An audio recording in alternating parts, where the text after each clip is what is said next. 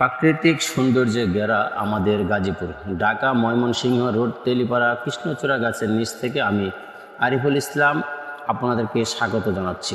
যারা আমাকে দেখছেন বা পরে দেখবেন, সবাইকে আসসালামু আলাইকুম রহমতুল্লাহি ওবরাকাতুহু।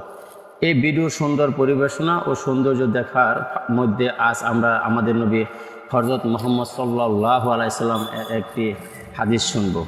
হাদিসটি হলো আবু সাঈদ খুদরি রাদিয়াল্লাহু আনহু থেকে বর্ণিত। রাসূলুল্লাহ সাল্লাল্লাহু আলাইহি সাল্লাম বলেছেন, কিভাবে আমি ভোগ বিলাসে জীবনযাপন করতে পারি।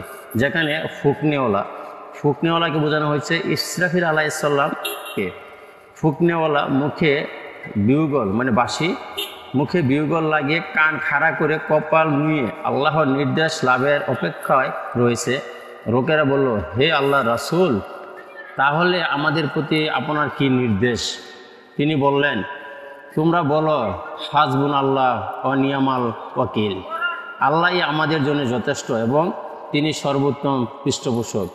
মিশকাত শরীফ হাদিস নাম্বার 5527।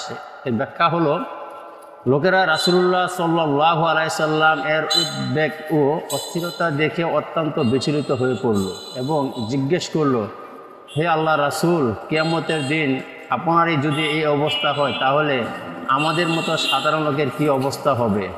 ওই দিনের ভয়াবহ আযাব থেকে মুক্তি পাওয়ার জন্য আমাদের কি করতে হবে বলুন। রাসূলুল্লাহ সাল্লাল্লাহু আলাইহি সাল্লাম বললেন, সেদিনের মুক্তির জন্য একমাত্র আল্লাহর উপর ভরসা করো, তারই অনুগত করো, জীবনযাপন নির্বাহ করো। যে ব্যক্তি তার আদেশ ও নির্দেশ অনুযায়ী জীবন অতিবাহিত করছে, কিয়ামতের দিন সেই সফলতা লাভ করবে। আল্লাহ তাআলা আমাদেরকে এই হাদিসটির উপর আমল করার তৌফিক দান করুক। আমিন। আসসালামু আলাইকুম ওয়া রাহমাতুল্লাহি ওয়া বারাকাতুহু।